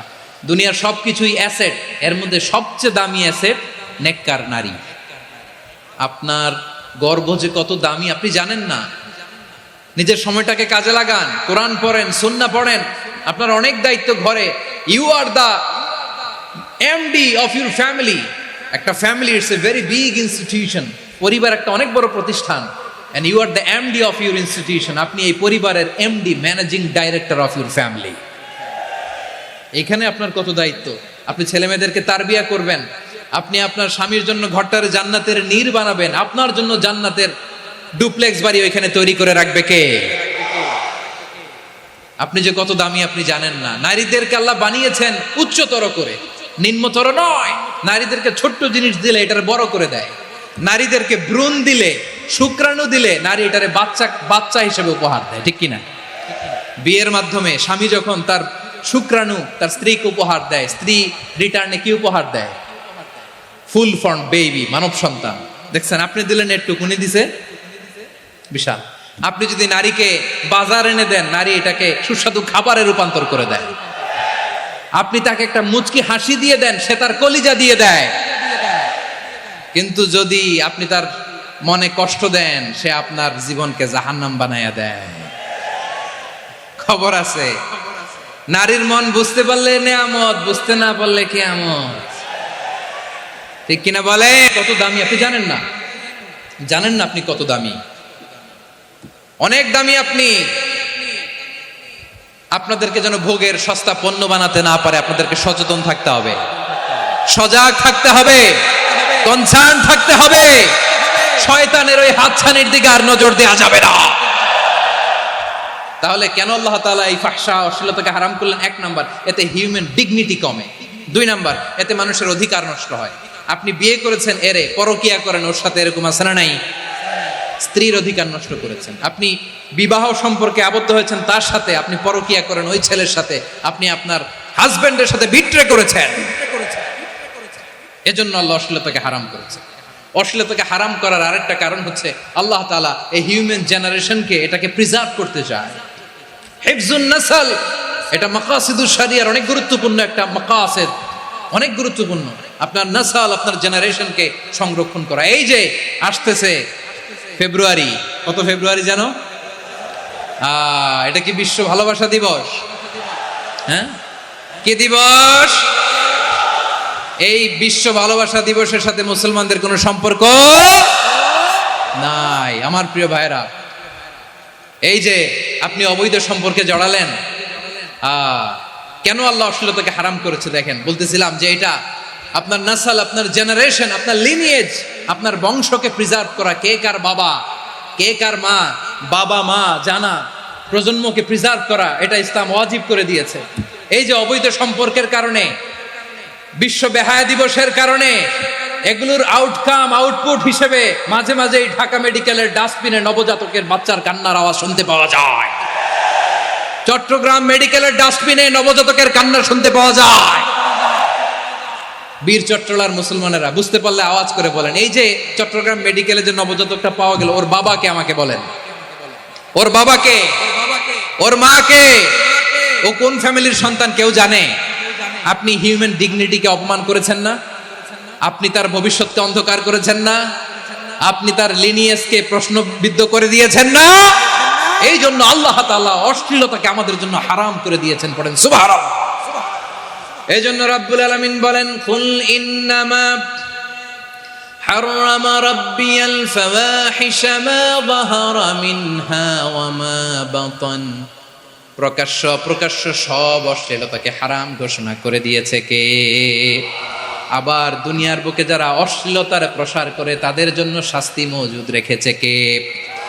রাব্বুল আলামিন বলেন, ইন্নাল্লাযীনা ইউহিব্বুনা আন তাশিআল ফাহিশাতু ফিল্লাযীনা আমানু লাহুম আযাবুন আলীমুন ফিদ দুনিয়া ওয়াল আখিরাতি ওয়াল্লাহু ইয়ালামু ওয়া আনতুম লা তা'লামুন।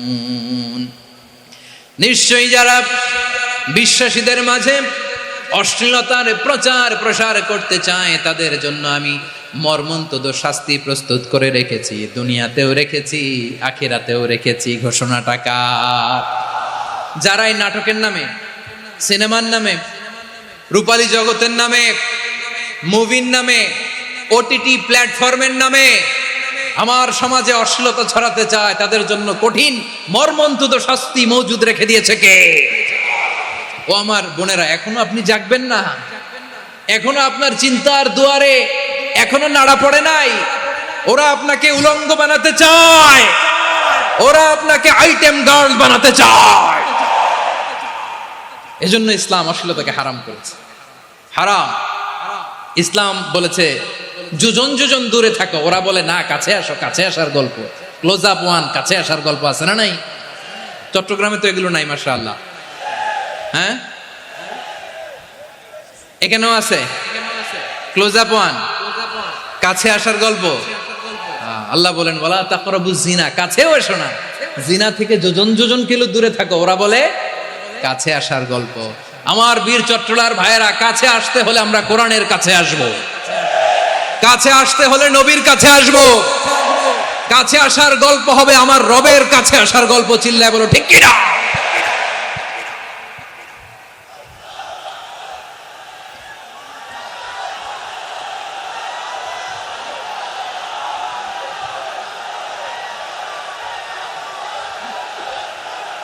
বসুন বসুন আমার ভাইয়েরা।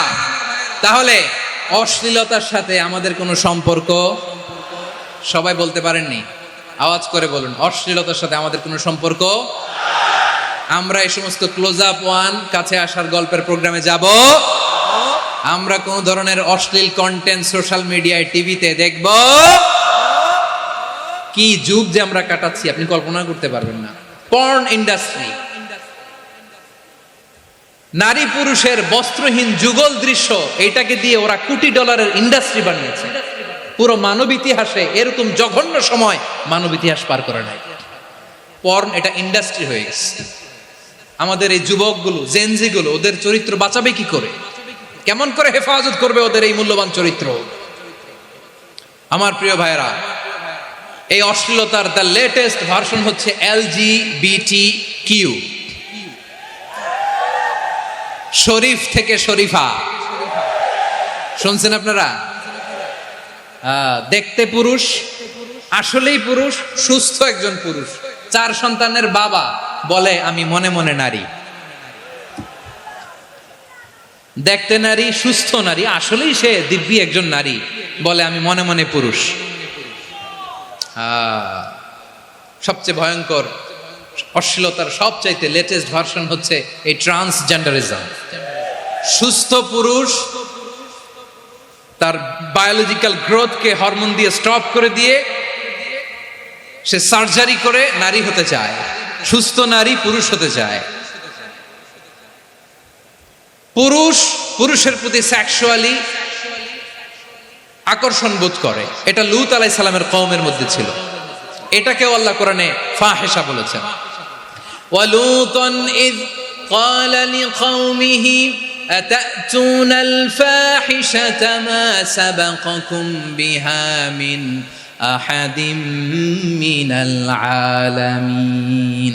লূত আলাইহিস সালাম বললেন, তোমরা কি এমন এক অশ্লীল কার্যক্রমে ডুব দিলে নাকি যেটা গোটা বিশ্বের কেউ কখনো করে নাই? তোমরাই প্রথম করেছো। পড়েন নাউযুবিল্লাহ। এই পশ্চিমের এই রোগ আমার দেশে যেন আসতে না পারে, আমাদের সজাগ থাকতে হবে। প্রিয় ভাইরা, চিল্লায় বলেন ঠিক কিনা? পশ্চিমের অবস্থা ভয়ঙ্কর। পাশ্চাত্যে, আমি যুক্তরাষ্ট্রে ছিলাম অনেকদিন, কয়েক মাস, বিভিন্ন স্টেটে ঘুরেছি। গার্ডিয়ানরা উদ্বিগ্ন। ছেলে মেয়েদেরকে, ছোট্ট ছেলে মেয়ে, ওদেরকে জিজ্ঞেস করে, তুমি how do you feel right now inside yourself? তুমি ভিতরে ভিতরে কেমন ফিল করো? তোমার কি ছেলে ছেলে লাগে না মেয়ে মেয়ে লাগে? আচ্ছা বলেন, এই ছোট্ট বাচ্চাটা ওকে এগুলো জেন্ডার অ্যাসাইনমেন্ট বলতে এগুলো কিছু বুঝে? এইভাবে মিসগাইড করা হচ্ছে। কৌতূহল বশত ছোট্ট ছেলে যদি বলে আমার তো মেয়ে মেয়ে লাগে, তখন বলে যে না তুমি মেয়ে, ছেলে না। মা বাবা বাধা দিলে ওকে আলাদা গভর্নমেন্ট হাউসে নিয়ে যায়। ভয়ঙ্করতম অবস্থা। আমরা একটা সময়ে শুনতাম যে হুজুর আমার ছেলেটা খুব ভালো, হাফেজে কোরআন, আল্লাহওয়ালা। হুজুর আমার ছেলে দাড়ি রাখছে, আল্লাহওয়ালা। হুজুর আমার ছেলে 5 ওয়াক্ত সালাত জামাতের সাথে পড়ে, তার মানে আল্লাহওয়ালা। পশ্চিমে যে আমি কি শুনছি জানেন? ওরা বলে হুজুর আমার ছেলেটা ইউনিভার্সিটির একটা মেয়ের সাথে প্রেম করে, ও খুব আল্লাহওয়ালা, হুজুর দোয়া করবেন। এর কারণ ওদের কাছে আল্লাহওয়ালার ক্রাইটেরিয়া হচ্ছে হুজুর আমার ছেলেটা আরেক ছেলের পছন্দ করে নাই। আমার মেয়েটা আরেক মেয়েকে ভালোবাসে নাই, এজন্য আমার ছেলেটা আল্লাহওয়ালা হুজুর ওর জন্য একটু দোয়া করে দিয়েন। কি চ্যালেঞ্জ ওরা ফেস করতেছে। ওনার ছেলে যে আরেক ছেলেরে বিয়ে করবে না, এটাতেই উনি খুশি যে আলহামদুলিল্লাহ আমার ছেলেটা একটা মেয়েরে ভালোবাসে, আমার মেয়েটা একটা ছেলেরে ভালোবাসে, মানে এটা খুব আল্লাহওয়ালা। নাউজুবিল্লাহ পড়তে পারলেন না? এজন্য অশ্লীলতার সাথে আমাদের কোনো সম্পর্ক। রব্বুল আলামিন বলেন ওয়ায়ানহা আনিল ফাহশাই ওয়াল মুনকারি ওয়াল বাগি, তিনটা জিনিসকে আমি নিষিদ্ধ করলাম। এক নাম্বার হলো ফাহশা, অশ্লীলতা। দুই নম্বরে হলো মুনকার, সমস্ত মন্দ কাজ। আপনাদের মনোযোগ আছে না? শেষ করে দিব? আর 2-1 মিনিট শুনবেন? আচ্ছা বলি তাহলে, আর 2-1 মিনিট। তাহলে নিষেধাজ্ঞা জারি করেছেন তিনটা জিনিসের উপর। এক নাম্বার কি? ফাহশা, অশ্লীলতা। 2 নাম্বার মুনকার। মুনকার মানে হচ্ছে যত মন্দ কাজ, খারাপ কাজ, বাজে কাজ, এটার বলে মুনকার। এটার কি বলে? আপনারা পড়ছেন না? তা'মুরুনা বিল মা'রুফি ওয়া তানহাউনা আনিল মুনকার। ভালো কাজের আদেশ, সৎ কাজের আদেশ, অসৎ কাজের নিষেধ। মুনকার, মুনকার হচ্ছে মানুষের স্বাভাবিক বিবেকবোধ যেটাকে খারাপ বলে, ওইটাই মুনকার। পৃথিবীর সব আসমানি গ্রন্থ যেটাকে খারাপ বলেছে, মানুষের স্বাভাবিক বিবেকবোধ যেটাকে খারাপ বলেছে, এগুলো সব মুনকার। যেমন ইফটিজিং, এটা কি ভালো না খারাপ? মজুদদারি, খাদ্যে ভেজাল দেওয়া, ওজনে কম দেওয়া, মাছে ফরমালিন মিশানো, চাঁদাবাজি, টেন্ডারবাজি, দখলবাজি, এগুলো আমাদের স্বাভাবিক বিবেকেই বলে এগুলো খারাপ, এগুলো হচ্ছে মুনকার। আল্লাহ তাআলা এই মুনকার থেকে আমাদেরকে বেঁচে থাকতে বলেন, আর শয়তান এই মুনকারের প্রতি আমাদেরকে উদ্বুদ্ধ করে। আল্লাহ তাআলা বললেন ইয়া আইয়ুহাল্লাযীনা আমানু লা তাত্তাবিউ খুতুওয়াতিশ শাইতান ومن يتبع خطوات الشيطان فإنه يأمر بالفحشاء والمنكر। আল্লাহ বললেন আমার গোলামেরা শোনো শোনো, ও আমার বিশ্বাসী বান্দারা খবরদার, তোমরা কশিনকালেও শয়তানের পদাঙ্ক অনুসরণ করবে না, কারণ শয়তান তোমাদেরকে অশ্লীলতা এবং মন্দ কাজের দিকে উদ্বুদ্ধ করে।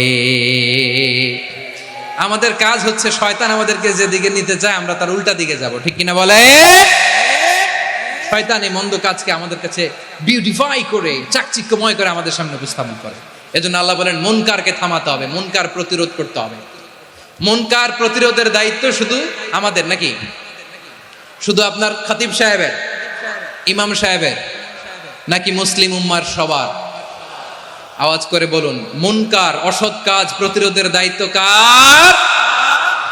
রাব্বুল আলামিন বলেন কুনতুম খায়রা উম্মাতিন উখরিজাত লিন-নাসি তা'মুরুনা বিল মা'রুফি ওয়া তানহাউনা আনিল মুনকার। তোমাদেরকে শ্রেষ্ঠ জাতি করে জমিনের মধ্যে আবির্ভূত করা হয়েছে, যাতে করে তোমরা জমিনের ভেতরে সৎ কাজের আদেশ করতে পারো আর অসৎ কাজের নিষেধ করতে পারো। উম্মাহ কুনতুম খায়রা, তাহলে গোটা উম্মার দায়িত্ব, এটা বুঝতে পারছেন তো? আচ্ছা আরো নিচে আসেন। এরপরে আল্লাহ বললেন শুধু উম্মাহ না, এই জমিনের রাজত্ব আমি যাদের হাতে দেই, এই জমিনের মালিক আমি যাদেরকে বানিয়ে দেই, যাদেরকে আমি সরকারের দায়িত্ব দেই, তাদেরকেও মুনকার প্রতিরোধের দায়িত্ব দিয়েছে কে? আল্লাহ বলেন যারা ক্ষমতার মসনদে বসেছে তাদেরকে 4 দফা কর্মসূচি আমি আল্লাহ দিলাম। আওয়াজ করে বলেন কয় দফা?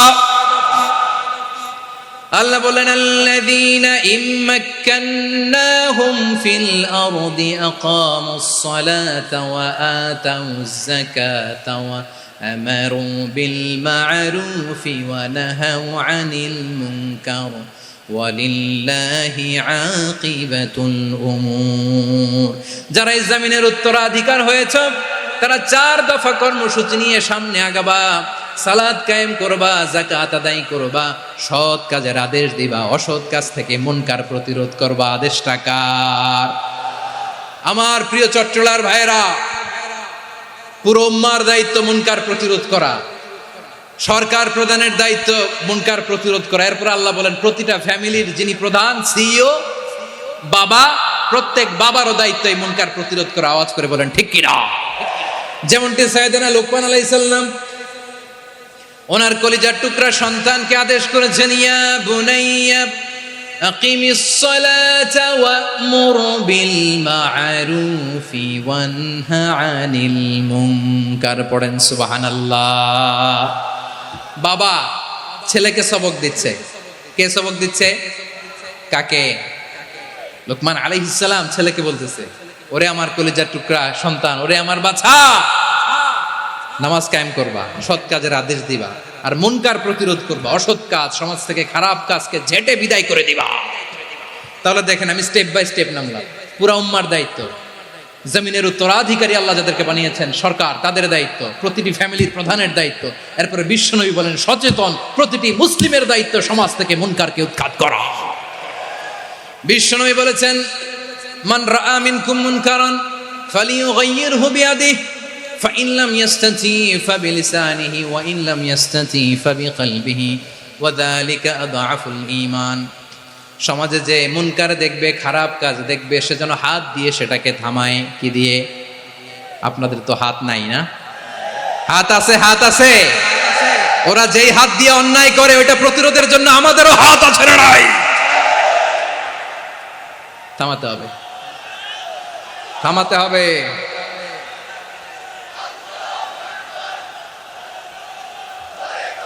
বসুন আমার প্রিয় ভাইয়েরা, ওরা ওদের যে হাত দিয়ে টেন্ডারবাজি করে, চাঁদাবাজি করে, ইফটিজিং করে, দখলবাজি করে, যে হাত দিয়ে, ওই মুনকার থামায় দেওয়ার জন্য আল্লাহর দেয়া আমাদেরও দুটি হাত আছে না নাই? আমাদেরও হাত আছে। থামাইতে হবে, থামাইতে হবে, হিম্মত করতে হবে। আমার প্রিয় ভাইয়েরা, না থামালে আমরাই ডুববো শেষমেশ। আমাদের বাঁচার জন্য হলেও থামাইতে হবে।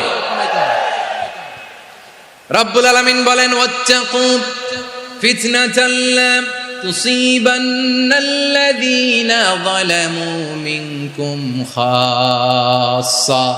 ও আমার গোলামেরা, ওই আযাবকে ভয় করো যে আযাব যখন আমি জমিনের বুকে পাঠাই শুধু জালেমদেরকেই মারি না, আলেমদেরকেও মারি।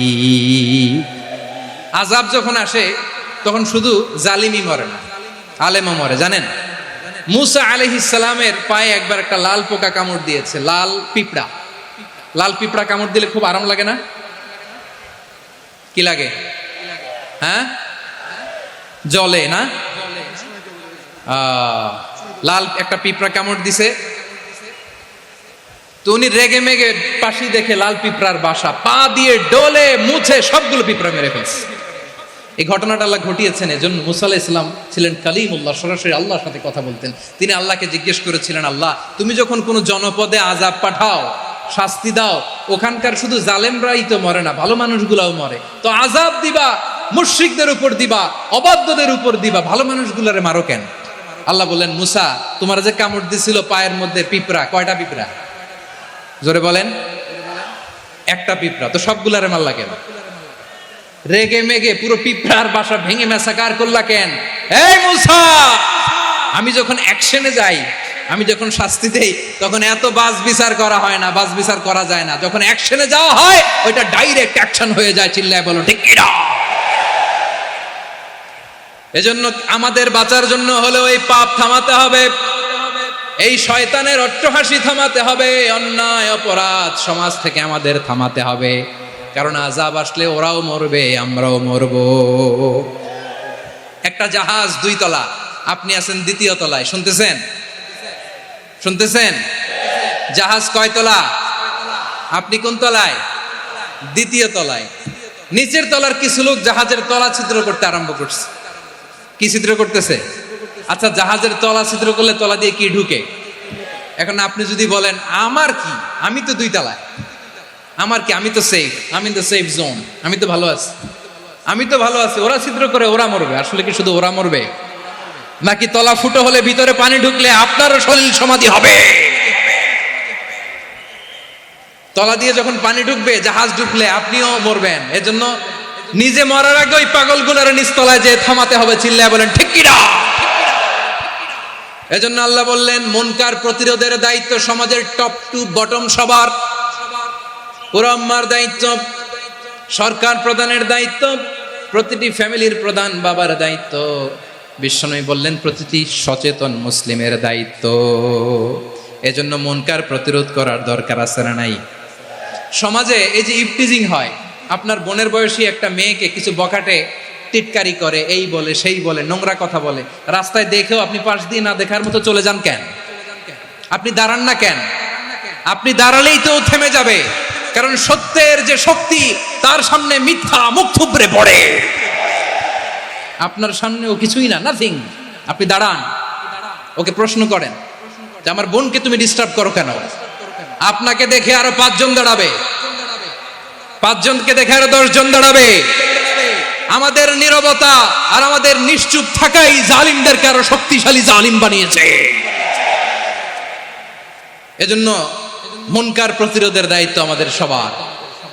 টেন্ডারবাজি, চাঁদাবাজি, দুর্নীতি, অপরাধ, দখলদারিত্ব, মজুদদারি, এগুলো সব কিছু একসাথে প্রতিরোধ করতে হবে, ঠিক কিনা বলেন?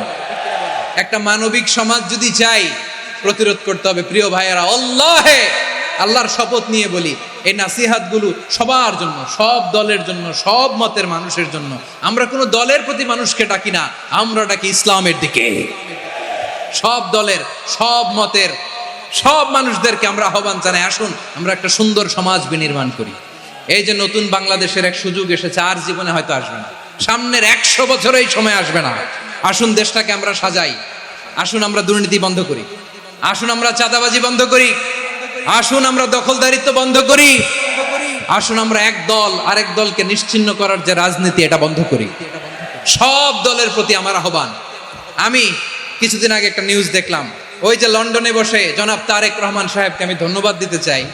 উনি সংবাদ শোনা মাত্রই ওনার দলের অনেক চাঁদাবাজকে উনি বহিষ্কার করেছেন। I do appreciate. প্রতিটি দলের এরকম ইনিশিয়েটিভ নেওয়ার দরকার আছে না নাই? যে কোনো দলে এই প্র্যাকটিসটা থাকার দরকার আছে না নাই? চাঁদাবাজদের সাথে আপনারা নিজেদেরকে মুক্ত ঘোষণা করবেন যে এরা আমার দলের কর্মী হতে পারে না।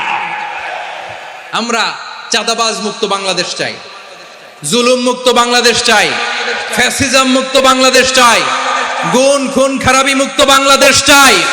আমরা নতুন ভোরের বাংলাদেশ চাই। ওই বাংলাদেশ পাওয়ার জন্য মুনকার প্রতিরোধে, অন্যায় প্রতিরোধে যদি বাঘের বাচ্চার মতো, আবু সাইদের মতো 2 হাত উঁচু করে বুককে টান টান করে প্রসারিত করে দাঁড়াতে হয়, রাজি আছো মুসলমান? কারা কারা রাজি? আল্লাহকে হাত দেখিয়ে প্রতিজ্ঞা করো।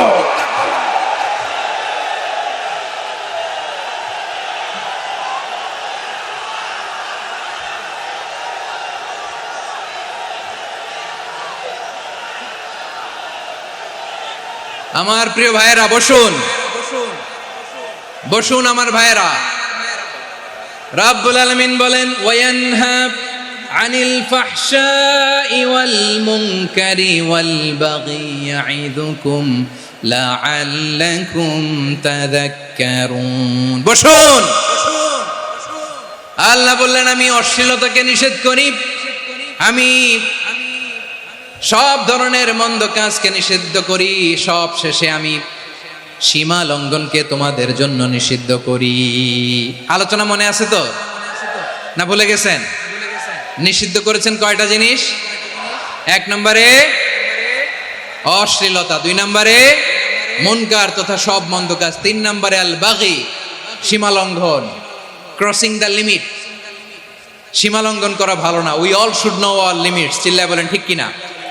একই আয়াতে আল্লাহ বললেন, কুল ইন্নামা হাররামা রাব্বিয়াল ফাওয়াহিশা মা যাহারা মিনহা ওয়া মা বাতানা ওয়াল ইসমা ওয়াল বাগিয়া বিগাইরিল হক।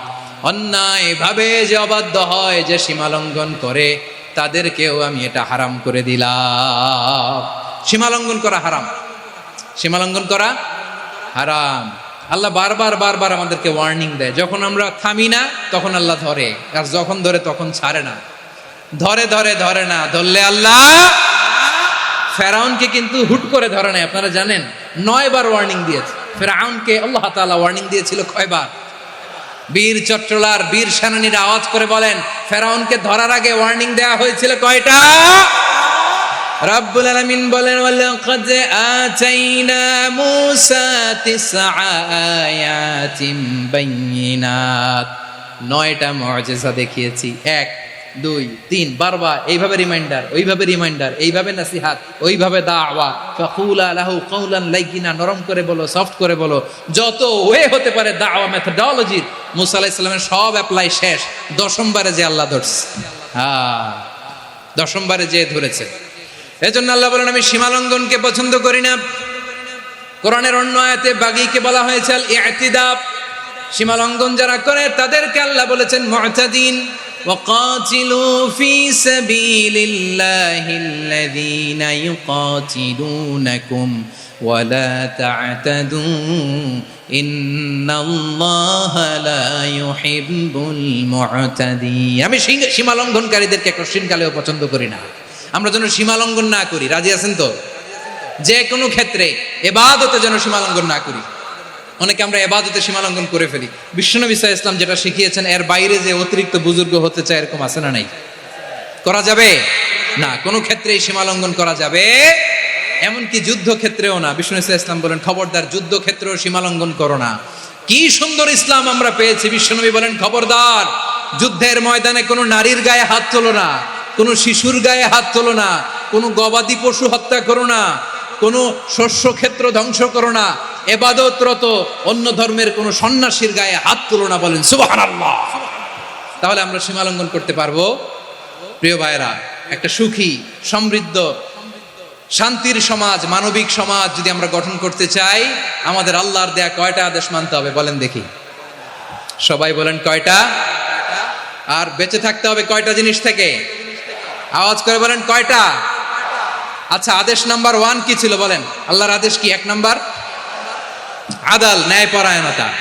আমরা সুবিচার, সুশাসন, ন্যায় বিচার চাই কি চাই না? 2 নম্বরে কি ছিল? মাশাআল্লাহ, আওয়াজ করে বলেন 2 নম্বরে কি ছিল? ইহসান, আমরা যেন সবার প্রতি দয়া পরবশ হই, ইহসান করি। 3 নম্বরে কি ছিল? নিকটাত্মীয়দের দান করা, তাদের অধিকার প্রাপ্য বুঝিয়ে দেওয়া। পাশাপাশি 3টা জিনিস থেকে আল্লাহ বারণ করেছেন, নিষেধ করেছেন। তার প্রথমটা ফাহশা, অশ্লীলতা। অশ্লীলতার সাথে আমাদের কোনো সম্পর্ক। আজকের এই ঐতিহাসিক চট্টগ্রামের প্যারেড ময়দান থেকে আমরা যত ধরনের মা যাহারা মিনহা মা বাতান, প্রকাশ্য অপ্রকাশ্য, দৃশ্যমান অদৃশ্যমান, সব অশ্লীলতা থেকে নিজেদেরকে মুক্ত ঘোষণা করলাম। অশ্লীলতাকে আমরা না বলে দিলাম। আওয়াজ করে সবাই বলুন নো। অশ্লীলতার সাথে আমাদের কোনো সম্পর্ক। 2 নম্বর নিষেধাজ্ঞা কি ছিল? আল মুনকার, সমাজের যত মন্দ কাজ এগুলোকে আমরা প্রতিরোধ করব। রাজি আছেন তো সবাই? 3 নম্বরে আল বাগী, সীমালঙ্ঘন। কোন মুসলিম সীমালঙ্ঘন করে না, এমনকি যুদ্ধ ক্ষেত্রেও না। আওয়াজ করে বলেন ঠিক কি না?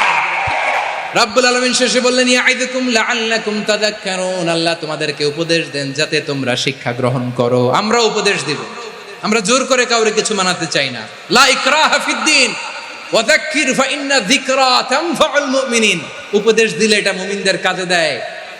লাস্তা আলাইহিম বিমুসাইতির ইন্নামা আনতা মুযাক্কির। নবী হে, আপনি রিমাইন্ডার দাতা, আপনি উপদেশ দিবেন। আমরাও বিশ্বনবীর এই হাদিসগুলো থেকে, কোরআনের আয়াত থেকে রিমাইন্ডার, এই কথামালা, বাণীবাহক হিসেবে এই বাণীগুলো আপনাদের সাথে কাছে পৌঁছে দিলাম।